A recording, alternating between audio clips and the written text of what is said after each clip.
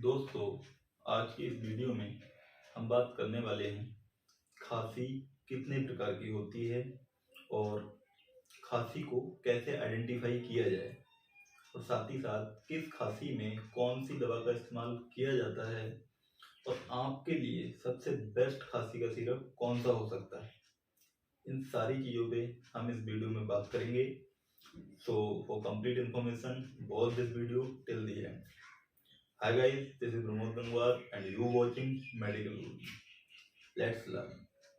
So, खांसी कितने प्रकार की होती है? बेसिकली जो खांसी होती है, खांसी दो प्रकार की होती है, ड्राई कफ और वेट कफ। ड्राई कफ का मतलब होता है जब आपको खांसी आएगी तो खांसी में बलगम नहीं आती है, सूखी खांसी होती है। इसको नॉन प्रोडक्टिव कफ भी बोलते हैं। और वेट कफ में जब खांसी आती है तो उसके साथ में बलगम भी आती है। जब भी आपको खांसी आएगी तो साथ में बलगम भी आएगी, तो इसको वेट कफ बोलते हैं और साथ ही साथ प्रोडक्टिव कफ भी इसको बोलते हैं। अच्छा, अब बात कर लें ड्राई कफ की। तो ड्राई कफ भी तीन प्रकार की होती है। 3 टाइप्स ऑफ ड्राई कफ होते हैं। अगर आपके गले में खराश है और आपको खांसी आ रही है और खांसी में बलगम नहीं आ रही है, तो इस तरीके की जो कफ होती है इसको टाइप 1 ड्राई कफ बोलते हैं। और इसके लिए जो ड्रग इस्तेमाल की जाती है वो होती है डेक्स्ट्रोमेथोर्फेन। ये जो सॉल्ट होता है ये इसके लिए असरदार होता है और इसका इस्तेमाल किया जाता है। अच्छा, आपके गले में दर्द हो रहा है, आपको सूखी खांसी आ रही है, उसमें बलगम नहीं आ रही है, आपकी आंखों से पानी आ रहा है, साथ ही साथ आपकी नाक भी बंद हो रखी है, तो जो इस तरीके की जो ड्राई कफ होती है इसको टाइप 2 ड्राई कफ बोलते हैं। इसमें क्या किया जाता है, जो इसके लिए जो असरदार सॉल्ट होते हैं, ड्रग्स होती हैं, उसमें डेक्स्ट्रोमेथोर्फेन और क्लोरफेनिरामाइन और फिनाइलेफ्रीन। इसमें जो डेक्स्ट्रोमेथोर्फेन है ये कफ से आपको रिलीफ दिलाएगा, सूखी खांसी से रिलीफ दिलाएगा, और जो क्लोरफेनिरामाइन है वो आपके गले के दर्द को भी ठीक करेगा और खराश को भी ठीक करेगा और गले में जो इरिटेशन कॉज हो रही है उसको भी ठीक करेगा। और जो फिनाइलेफ्रीन जो सॉल्ट है ये क्या करता है, नेजल डिकंजेस्टेंट होता है, ये नाक जो आपकी बंद हो रखी है उसको खोलेगा। तो इस तरीके की ड्रग्स इसमें इस्तेमाल की जाती है।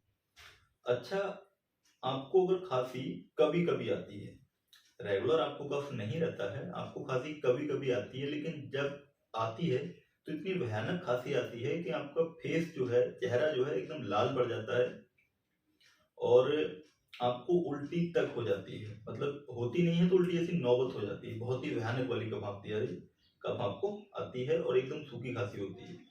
इसको टाइप 3 ड्राई कफ बोलते हैं और देसी भाषा में इसको काली खांसी भी बोलते हैं। तो इसके लिए जो सबसे असरदार सॉल्ट होते हैं, ड्रग्स होती हैं, उनमें लीवो क्लोप्रेस्टाइन और हैंडीजोएट, ये जो ड्रग्स हैं इनका इस्तेमाल किया जाता है इस तरीके की खांसी में।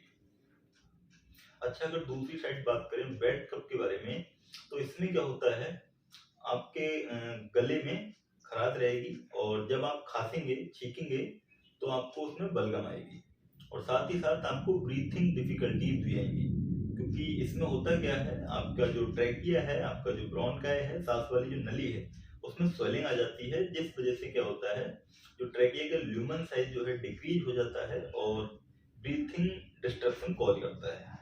साथ ही साथ उसमें म्यूकस भी जमा हो जाता है, तो इस वजह से आपको सांस लेने में भी दिक्कत आएगी। और इसके अलावा जब डॉक्टर आपका स्टेथोस्कोप लगा के आपके चेस्ट पर चेक करेगा तो उसको घर घर की साउंड भी सुनाई देगी, और ये साउंड अगर ज्यादा हो जाता, मतलब ज्यादा हो जाए, तो आपको बिना स्टेथोस्कोप के भी घर घर की साउंड सुनाई दे सकती है।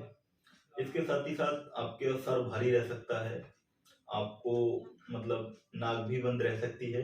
इस तरीके की जो समस्याएं हैं ये वेट कफ में देखने को मिलती हैं। तो इसके लिए आपको क्या करना होता है, जो दो तरीके की दवाइयां इसमें इस्तेमाल की जाती हैं, एक तो ब्रोंकाई डायलेटर्स और दूसरे एक्सपेक्टोरेंट।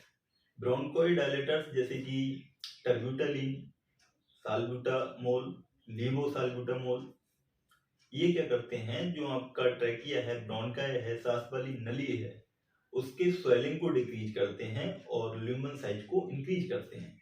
जिस वजह से क्या होता है, आपके जो सांस लेने में दिक्कत आ रही थी उससे आपको मतलब उसका सोल्यूशन मिल जाता है, उसमें आराम मिल जाता है। और दूसरा होते हैं एक्सपेक्टोरेंट, जैसे कि एम्ब्रोक्सोजोल, ब्रोमोहेक्सिन, गुआफेंसिन। इस तरीके की जो ड्रग्स होती हैं, ये क्या करती हैं, आपका जो चेस्ट के अंदर जो लंग्स में, फेफड़ों में बलगम जमा हो गई है उसको डाइल्यूट करके बाहर निकालने का काम करते हैं, और आपकी जो ट्रैकिया में भी बलगम जमा हो गई है उसको भी डाइल्यूट करके बाहर निकालने का काम करते हैं। तो इस तरीके से बैड कप का ट्रीटमेंट होता है। तो अभी हमने बात की बैड कप के बारे में। तो अब होता क्या है कि आपको आपकी जो खांसी है उसके लिए कौन सा सिरप सबसे बेस्ट रहेगा। तो उसके लिए क्या करना होता है, आपको सबसे पहले तो अपनी खांसी को आइडेंटिफाई करना पड़ेगा कि आपको खांसी किस टाइप की है। और पहले ये चीज आपने आइडेंटिफाई कर लिया कि आपको खांसी किस टाइप की है, फिर जो अभी मैंने ड्रग्स बताई हैं उस खांसी के हिसाब से उन सॉल्टों को नोट डाउन करना है, उन ड्रग्स को नोट डाउन करना है। फिर आपको मेडिकल पे जाना है और उससे कफ सिरप्स की डिमांड करनी है। उसके बाद आपको एक पढ़े लिखे इंसान की तरह व्यवहार करना है, बिहेव करना है, और उन सारे सॉल्टों को चेक करना है कि किस सिरप में वो सारे सॉल्ट मिल रहे हैं आपको। जिस भी सिरप में वो सॉल्ट आपको मिल रहे हैं तो वही सिरप आपके लिए सबसे बेस्ट कफ सिरप होगा। अच्छा, सिरप तो आपने अब खरीद लिया, तो अब उसकी डोज की बात करें कि इसकी डोज कैसे लेनी होती है।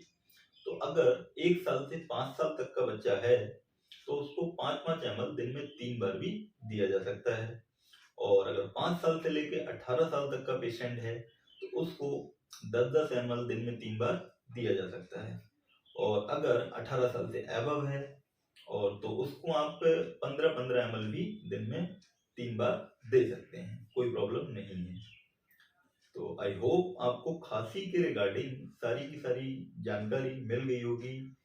और वीडियो अगर आपको पसंद आया है तो वीडियो को लाइक करें, चैनल को सब्सक्राइब करें और बेल आइकन को प्रेस करें ताकि इसी तरीके की वीडियो जब भी मैं अपलोड करूं सबसे पहले आप तक